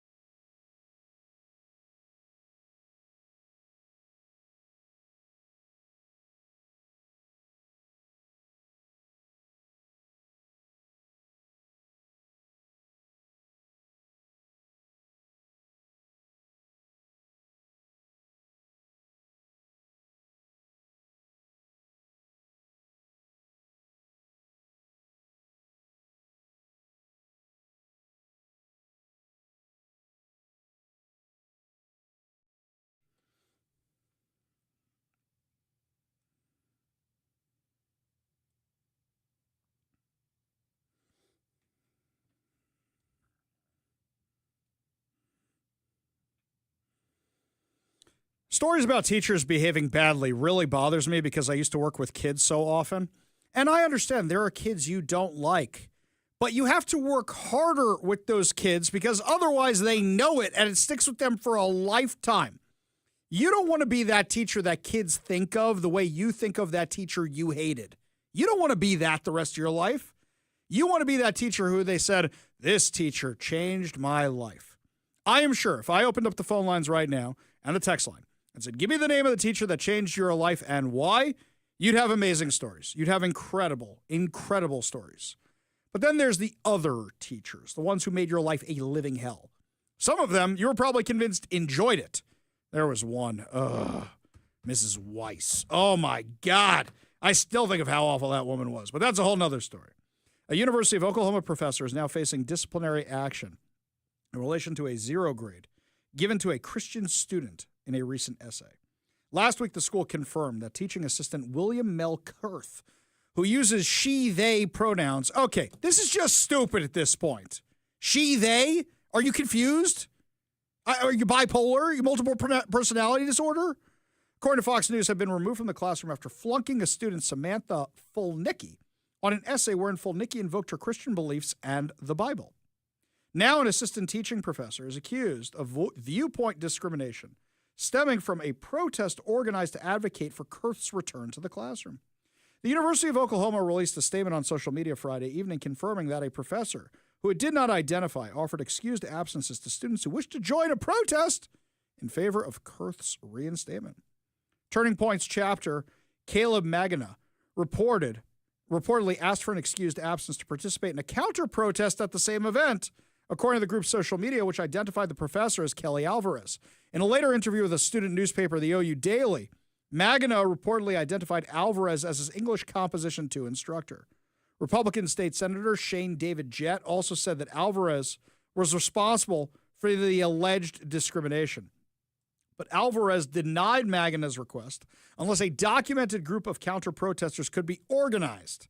Quote, Caleb should not be marked absent for showing up to a counter-protest while those in favor are excused. That is discriminatory. Personally, I don't think any of them should have been excused. I don't think the ones advocating for the idiot teacher should have been excused. I don't think the Turning Point kids should have been excused. But if you're going to let one set of them be excused, you got to let the other set be excused as well. The professor expected Caleb to organize an entire counter-protest with people confirming they would be attending instead of allowing them to show up on their own just like everybody else. His freedom of speech, his ability to receive an excused absence were made dependent on others agreeing to participate in his counter-protest and share his beliefs.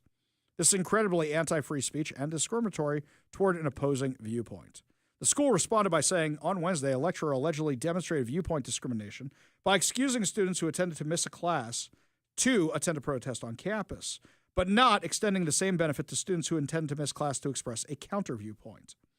A school director immediately responded to the situation and told students in class today and by email that the lecturer's actions were inappropriate and wrong, and that the university classroom exists to teach students how to think, not what to think.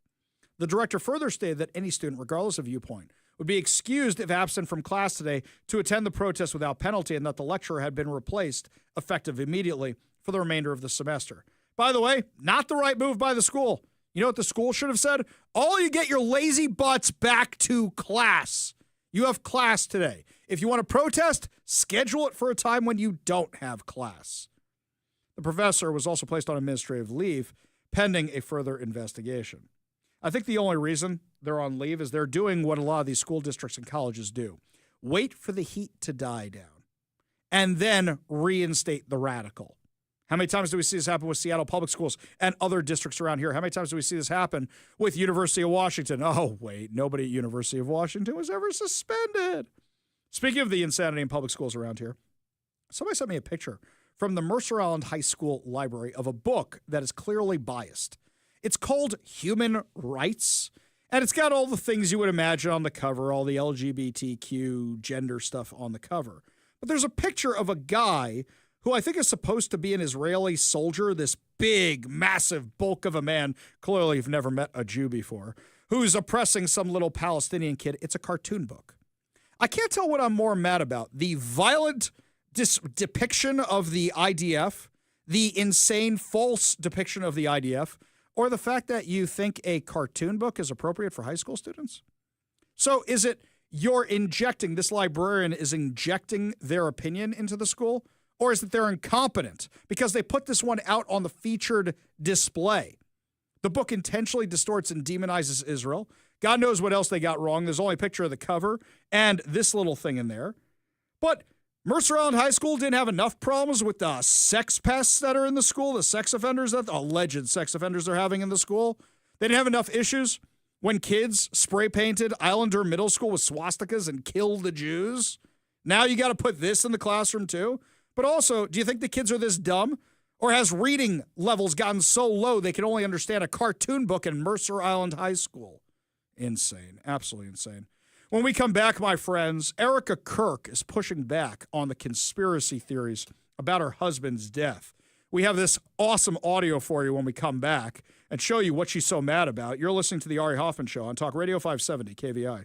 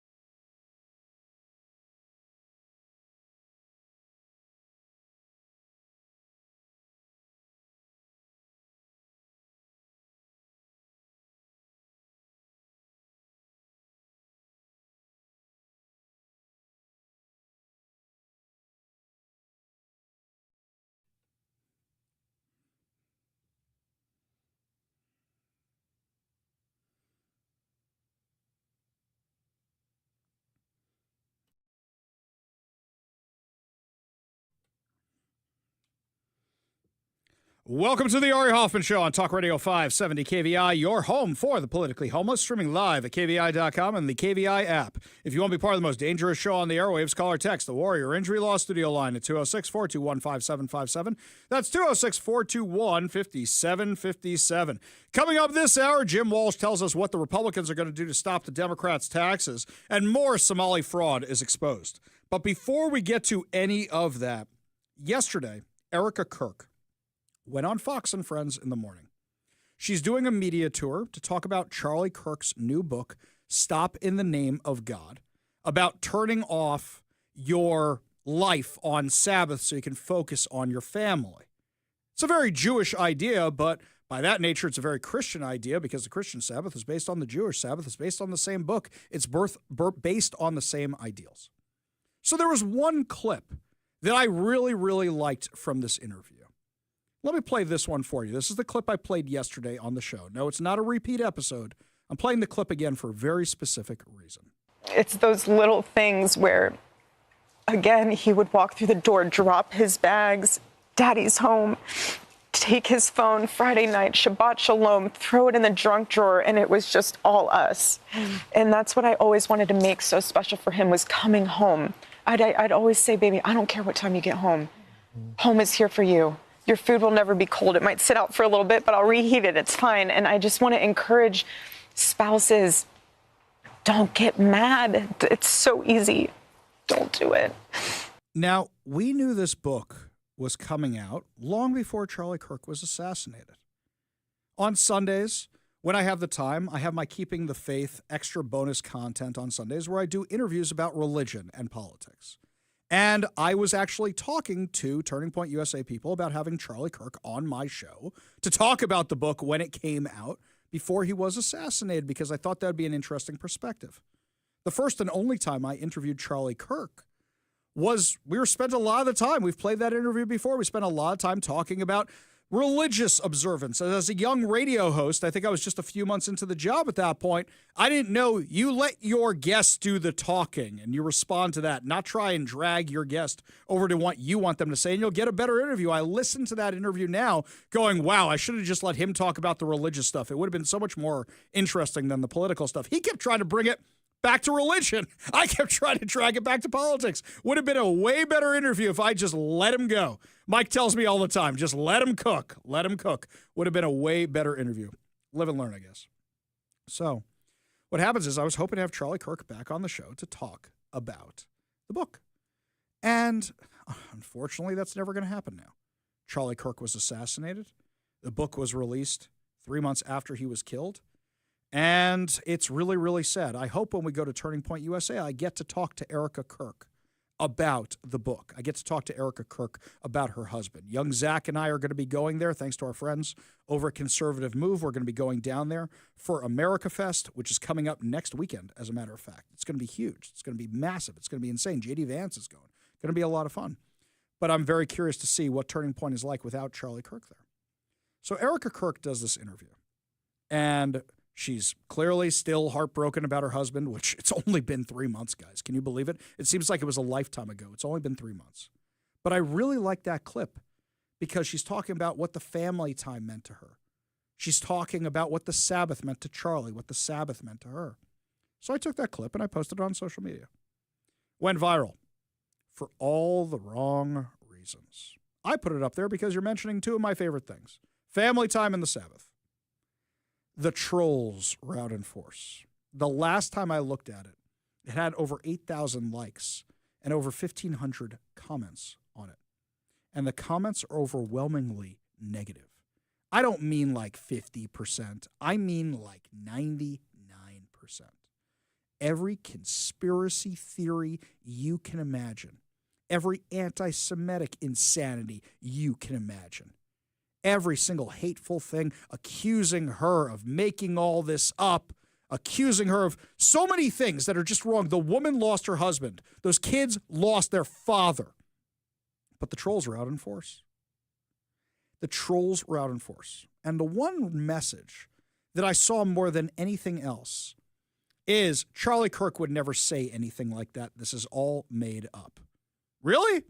Charlie Kirk would never say anything like that. Really? I've heard him discuss the Sabbath multiple times, as a matter of fact. To be honest, like, we did not even know what happened until it announced. Now, I had my phone off because of Shabbat, but now that I'm looking back at text, I was getting a little Everything really big happens on Shabbat, like the Trump assassination. Trump getting shot. No, the other Trump assassination. No, exactly. Yeah. Don't get me started. So it's like, and so I was getting some, I like three hours ahead of time, I was starting to get some like, hey, game on, but I didn't know because my phone was off and I have no regrets. I believe in that clip he was talking about the bombing of Iran. I think that's what he was talking about. And I feel the same way whenever my phone's off. And people said, hey, he was still posting on Friday nights. Okay, guys, I'm pretty sure Ben Shapiro is also still posting all the time because he's not running his social media account. Somebody else is. I personally don't post on the Sabbath anymore. In fact, Matt Gilbert does this new thing. Fan of the show. Matt Gilbert does this thing. Oh, Ari's back online when he sees me posting on Saturday night. I remember for a little while I had auto posts going, but then I had people reach out and go, Ari, I thought you kept the Sabbath. Why is your phone posting? I'm sure that Charlie Kirk stuff was still auto posting because he was very, very serious about this. It wasn't he said it one time. He said this kind of stuff all the time. Have a wonderful weekend, everybody. Shabbat Shalom. Good Shabbos. Turn off your phone. Enjoy your family. God bless America. See you guys Sunday night in Albuquerque. The dumbest comments I saw were people claiming, this proves it. The Jews killed Charlie Kirk. See, a Christian would never say anything like that. Guys, Sabbath is the English translation of Shabbos, of Shabbat. We all know this, right? We know that the King James Bible is based on the original Hebrew edition of this. And people are losing it, absolutely losing it, but are they really people? I picked a few accounts at random and started, thanks to Elon Musk, checking where these accounts come from. Yeah, some are real people, and some are foreign bots. In fact, a lot are foreign bots. A lot of the ones saying, this proves it. This proves it. You know, a lot of them are probably the same bots that are supporting people like Candace Owens. Candace Owens has completely lost the plot, jumped the shark. I am proud to say I hated Candace Owens before a lot of other people did. Candace Owens, I thought her clips were fun when she would go on Fox News and talk about race. Then I read her book, Blackout. It was one of the worst written books I've ever read in my life, clearly pushed out in advance of her taking on a new show. I think maybe she was launching the Daily Wire show or something. I figured, okay, well, maybe not everybody's a writer and she's better in person. I watched her Daily Wire show. It was terrible. It was awful. And I realized she doesn't have anything to talk about. She doesn't have anything to add to the conversation. When you used to watch her sit around with Ben Shapiro and Michael Knowles and all the other Daily Wire guys, she didn't really contribute that much. There wasn't much to contribute because she has no unique perspective, unless it's a conspiracy theory. Let's see. What has Candace Owens said about Charlie Kirk's assassination? That Tyler Robinson wasn't the real killer, that the feds did it, that the Trump administration did it, that Turning Point USA did it, that the leadership, that the insiders insinuating that Erika Kirk did it, that the Jews did it, that the Israeli government did it, that Israeli intelligence did it, that the pro-Israel lobby did it. She has claimed billionaire Bill Ackman, the U.S. military, the Egyptian military, all with no proof whatsoever. All with no proof. She has made allegations that the Department of Treasury was investigating Turning Point USA. The Department of Treasury had to issue a statement saying that is not true at all. We are not investigating Turning Point USA. Not at all. Anytime Candace Owens is called out for this by anybody, immediately she changes it to something else. Immediately. Turning Point USA has invited Candace Owens to come to their studios in Phoenix to prove any of her allegations. And magically, she's busy that day. Magically, she's busy that day. Which should come as a surprise to nobody because she's completely full of it. Completely full of it. I see a lot of people that I disagree with on social media who are on our side of the aisle, calling her out for this. Like, lady, you have crossed a line here. You claim you were friends with Charlie Kirk, and this is how you honor his legacy? You have lost your mind, absolutely lost your mind. You're doing it for the clicks. We all know you're doing it for the clicks. But her diehard followers, nothing is changing their mind at all. Nothing at all. Erika Kirk today was on with Harris Faulkner on Fox News.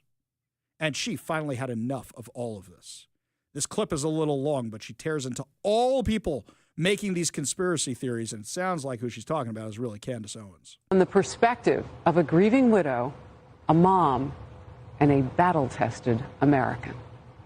Good to see you again today. Talk to me about this part of the conspiracies that are out there, this disturbing part that people are trying to guess where Charlie is. Can I have one thing? Can I have one thing? Can my children have one thing? Everything was public. We will be building the most beautiful memorial for my husband at Turning Point USA, and it will be for the world to see, and it will be spectacular, and it will have basically museum style for our Charlie, for my Charlie. But can I have one thing? Can my babies have one thing where we hold it sacred, where my husband is laid to rest, where I don't have to be worried about some secular revolutionary coming and destroying my husband's grave while my daughter is sitting there praying? One thing. This is my husband. Yes, he was Charlie Kirk to the world, and I know so many people love my husband, and I am grateful for that. But this is my husband, and I want to be able to have one thing left that is sacred to our family, to my in-laws, to my babies, and to my parents. One thing. What are they taking from you right now? Nothing. But I will tell you what they are doing. It reminds me so much of chapter 6 in the book of Nehemiah. He is building a wall, and the townspeople are at the base of that hill saying, Nehemiah, calling him all these names, saying all these things, come on down. Every single time he had the same message 4 times in a row. I cannot come down. I am busy building. That is how I feel. I do not have time to address the noise. My silence does not mean that I am complacent. My silence does not mean that somehow Turning Point USA and all of the hand-picked staff that loved my husband and my husband loved them is somehow in on it. We are busy building. And you know what I thought? I thought these people are human. We are all grieving in our own way. And they are trying to find the answer to something that happened that was so evil. They are trying so hard. And I get that. We're doing the same. Anytime we hear a lead or anytime we hear anything, we send it to the authorities. Please dig into this. No rock will be unturned. I want justice for my husband, for myself, for my family, more than anyone else out there. So for me, you want to keep telling me to come down while we're building? I don't have time for that. But here's my breaking point on that. Come after me, call me names, I don't care. Call me what you want, go down that rabbit hole. Whatever. But when you go after my family, my Turning Point USA family, my Charlie Kirk Show family, when you go after the people that I love, and you're making hundreds and thousands of dollars every single episode going after the people that I love because somehow they're in on this, no. You know, I have to say it. I've never seen you like this. No, this is righteous anger because this is not okay. It's not healthy. This is a mind virus. Yes, I believe in our judicial system. I do. We have a hell of a team working on this. Excuse my French. But this is not okay. So you want to put these people back in the box where they've been creeping from? I don't care what box you're in. But just know that your words are very powerful, and we are human. My team are not machines, and they're not robots. They are human. We have more death threats on our team and our side than I have ever seen. I have kidnapping threats. You name it, we have it. And my poor team is exhausted, and every time they bring this back up, what are we supposed to do, relive that trauma all over again? They watched my husband get murdered. I have no idea how I would have reacted if I was there that day. And thank the good Lord that I did not have to see that happen. But my team, they are rocked to the core.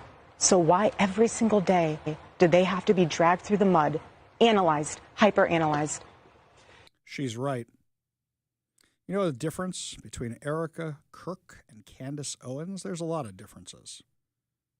One is truly righteous in what she's talking about. The other one is evil, demonic, I would say. Erika Kirk has to go everywhere with security guards. The people from Turning Point USA have to go everywhere with security guards. Candace Owens doesn't. Candace Owens lies and says, oh, there's people who are out to kill her. No, there aren't. But now there are Candace Owens fans who are going after the Kirk family. Now there are Candace Owens fans who are going after the Turning Point people, convinced they killed Charlie Kirk. That's the proof right there. Candace Owens doesn't need security, but Erika Kirk does. Erika Kirk and her children do after her husband was murdered. And Candace Owens gets clicks from every single episode because of the conspiracy theories she spews. I don't have clips go viral that often. I'm not that big on social media. I like to think I am, but I'm not. I can see the appeal of getting monetized on social media and having a clip go viral for whatever crazy thing that you say. And then people, these bots, just satisfy the bots. Just feed the beast. Satisfy the bots. And then say whatever thing the bots want you to say, and you'll have an audience. I would rather be talking to one person, Mike, on this microphone, than know that it's an audience of bots programmed to say the most horrific things in the world. It is crazy to me that people believe what she says. Erika Kirk, good on her for fighting back, but you think she needs to deal with this? In the Jewish tradition, we believe you sit Shiva for a week. It's a week of basically your friends coming to visit you after somebody dies. And then there's a 30-day mourning period where you're not supposed to shave and you're not supposed to do certain activities. And then there's a year. It's actually technically 11 months. 11 months of certain prayers that you say and other things to do that you show you're in mourning. She's 3 months in. 3 months in. She had to take on her husband's organization. She has to watch 2 kids by herself. She has to raise 2 kids by herself. The last thing she needs is people like Candace Owens spewing this garbage all the time. And for Erika Kirk to say she was giving Candace Owens the benefit of the doubt. Maybe everybody grieves in their own way. This is the woman, Erika Kirk, who stood on stage and said she forgave the person who shot her husband. For her to be giving that benefit of the doubt, I couldn't do it. I couldn't do that at all. I couldn't forgive anybody in a situation like that. But for Candace Owens to continue spewing this stuff when she's been called out on it, the only reason she's doing it is to make money. The only reason she's doing it is to make money from bots who aren't even real people. Question, how many people on social media are doing things just for the bots, just to make the money, rather than having actual, factual opinions? It's despicable. Really, really is. When we come back, my friends, lots more to discuss as the show continues, including the Somalian fraud scandal has grown. I don't think it's $1 billion. I think it's a lot more than that. But first, Todd Herman's Daily Thoughtcast right now on The Ari Hoffman Show.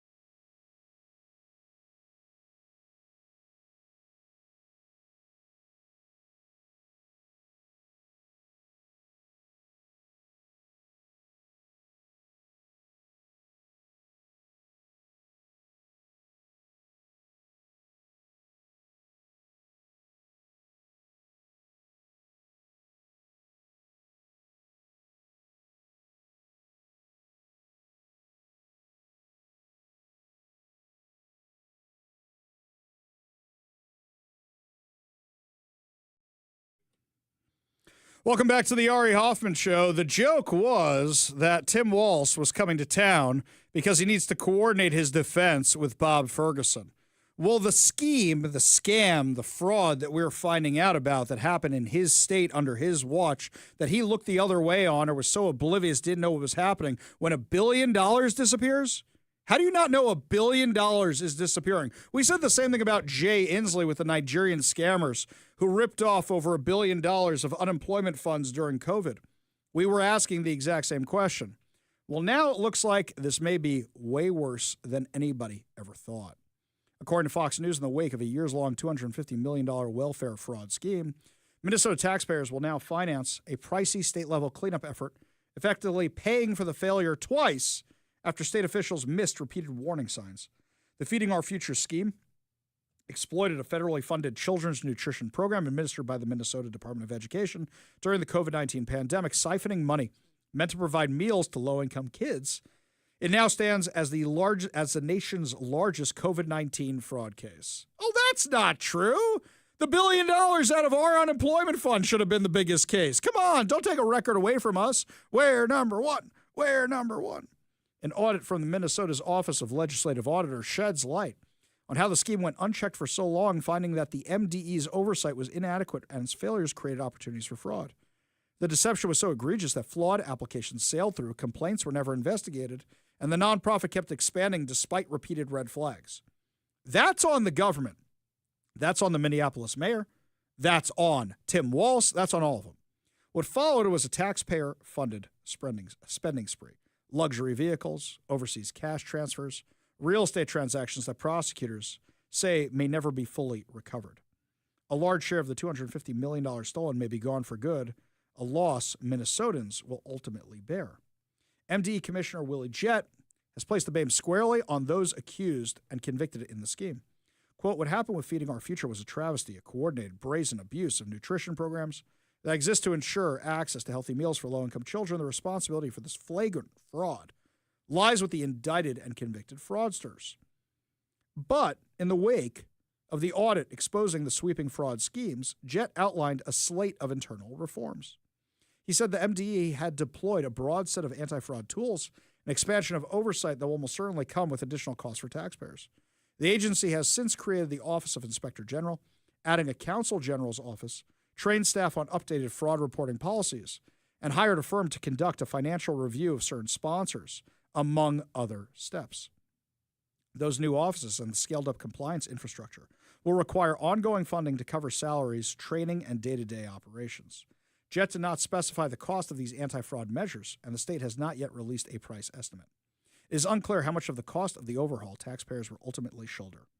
Meanwhile, Minnesota Governor Tim Walz signed an executive order in January 2025 that centralized the state's fraud investigations under the Bureau of Criminal Apprehension, a move slated to cost taxpayers $54 million from 2026 to 2029.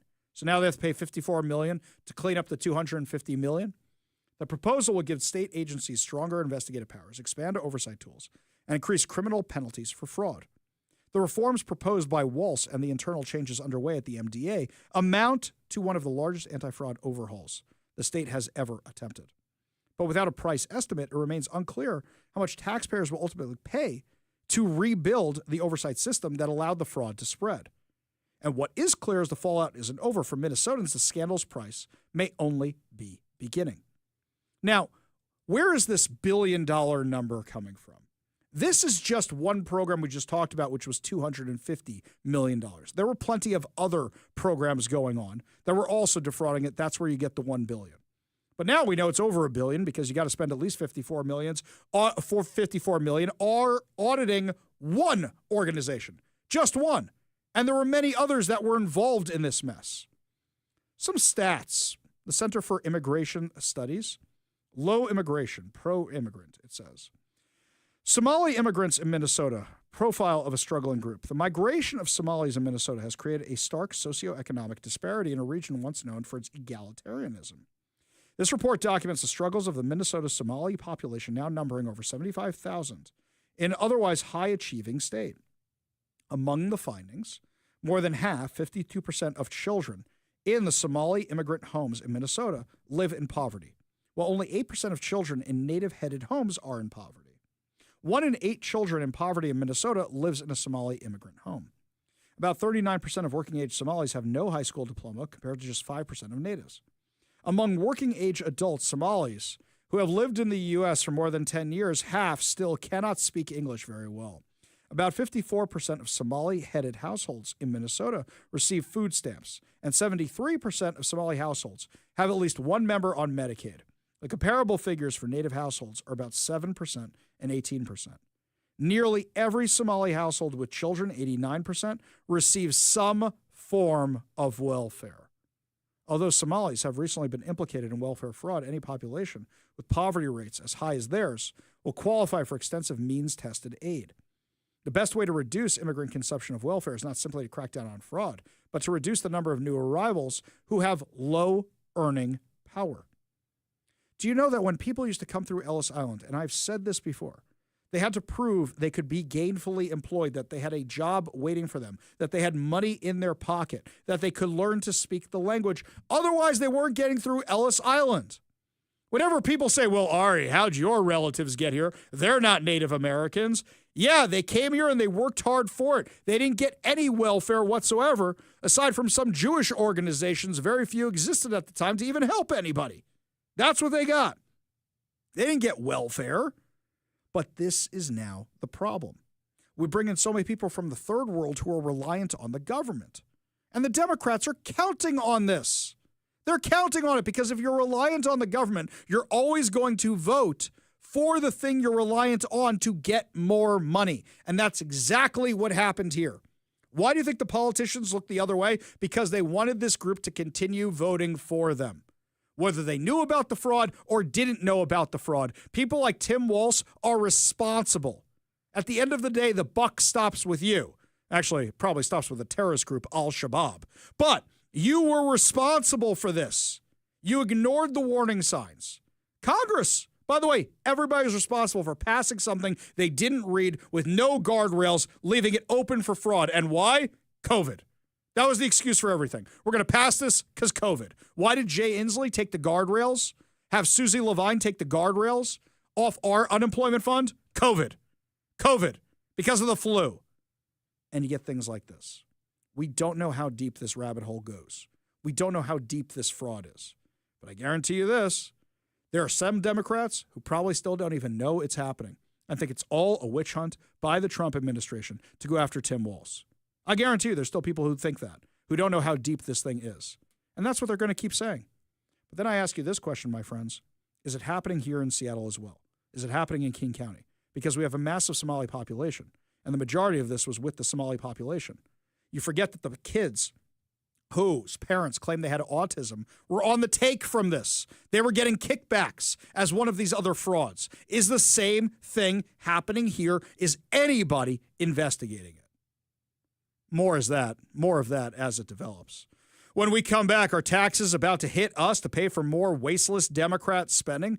Jim Walsh, chair of the GOP, has an idea to stop some of this insanity dead in its tracks. We'll tell you what it is when we come back. You're listening to the Ari Hoffman Show on Talk Radio 570 KVI.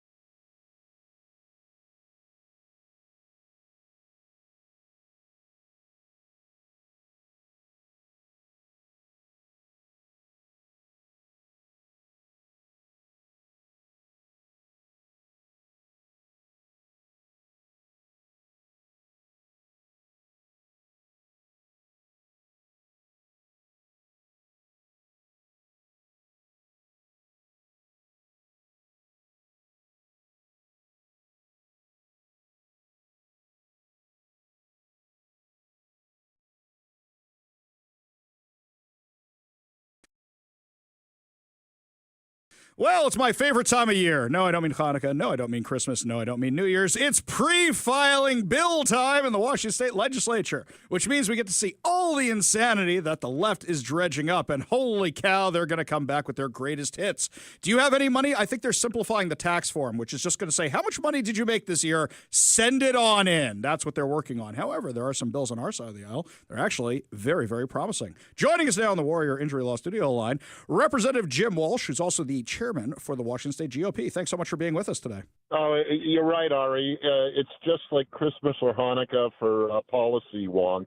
This is when we see all the best and worst ideas bubbling up to the surface in Olympia. Yeah, and you get warnings on what they're really going to try and do, like income tax and such. But you have a bill here that looks like it's trying to repeal the taxes that the Democrats put in place that they didn't realize were going to affect schools and nonprofits, even though we told them it's going to affect schools and nonprofits. Do you think that maybe some of these teachers' unions are now freaking out about what's being taken from them by the very people they put into office? Yeah, you're absolutely right. We talked about this literally on the floor of the House, and we talked about it with you and with other people when this was happening. So this was the last session. One of the tax hikes that the progressive left put through the legislature and the current governor, Mr. Ferguson, signed as fast as he could was an expansion of the state sales tax on services, certain services.